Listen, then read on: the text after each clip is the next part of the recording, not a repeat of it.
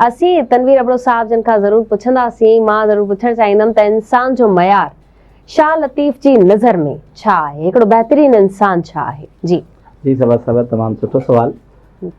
हदीस मुबारक आहे त हुज़ूर सल्लल्लाहु अलैहि वसल्लम जिन फरमायो त कॾहिं बि टिनि माण्हुनि खां तव्हां मशवरो न कयो।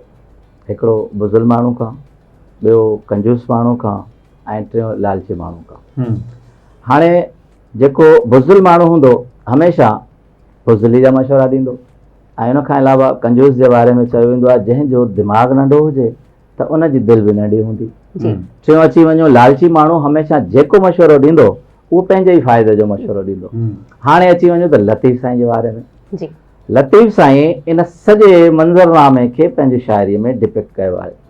लतीफ़ साईं कॾहिं बि बुज़दिल जे पासे न आहे, दिलेरनि जे पासे आहे। यूसुफ मामूर यूसुफ़ाणी जो किताबु आहे 7 सूर 10 ॾातार, उन में लतीफ़ साईं जा 7 सूर आहिनि ऐं 10 ॾातार आहिनि, यानी हिकिड़े सुठे इंसान जी ख़सलत बयानु कनि था।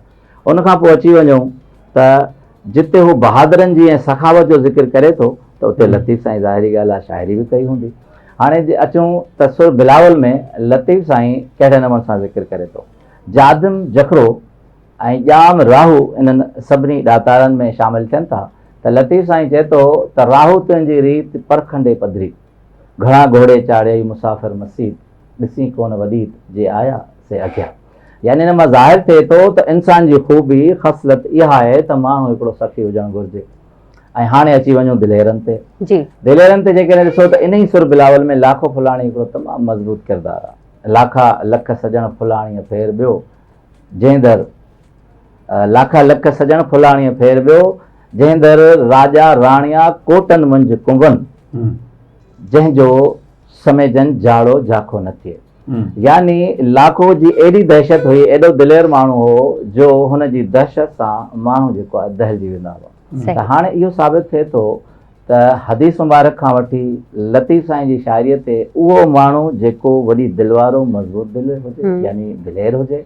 इन खां पोइ जेकॾहिं असां ॾिसूं त सखी हुजे, ॾातार हुजे ऐं लालची न हुजे। लालची ते लतीफ़ साईं फरमाइनि था त मता करी मङणा ॾेई माणक मुठ में। तमामु ख़ूबसूरत ही बैत आहे त तमा जी तवार, यानी लालच में तमा जी तवार मता करी मङणा धिके कंदई धार ॾेई माणक मुठ में।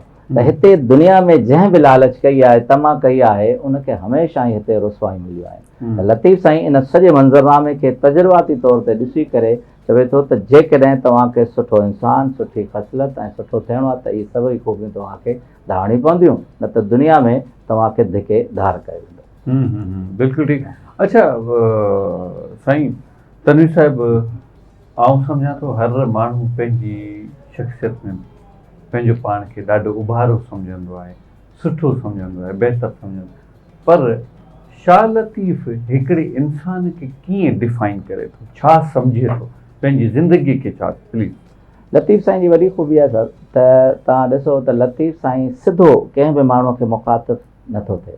सिधो इन करे नथो थिए त जेकॾहिं का नेगेटिविटी आहे त उहो हर्ट थींदो।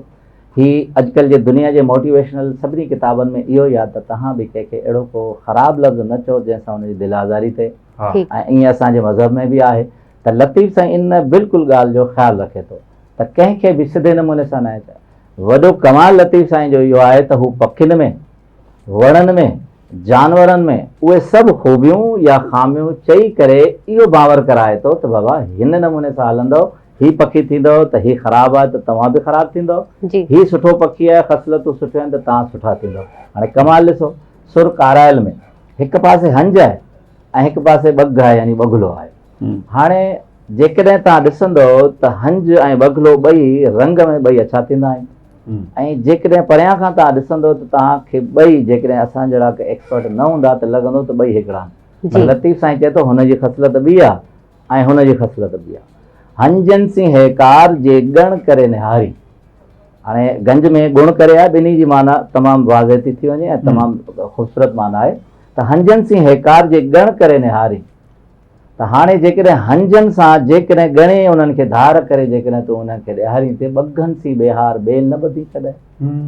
जेकॾहिं तूं हिननि हंजनि सां रहंदे त पोइ ॿघनि सां कॾहिं बि तूं न थींदे। हंज मिड़ई हंज मेरो मंजस ना आहे को जिते पे संज सो सर कहीं सरहो।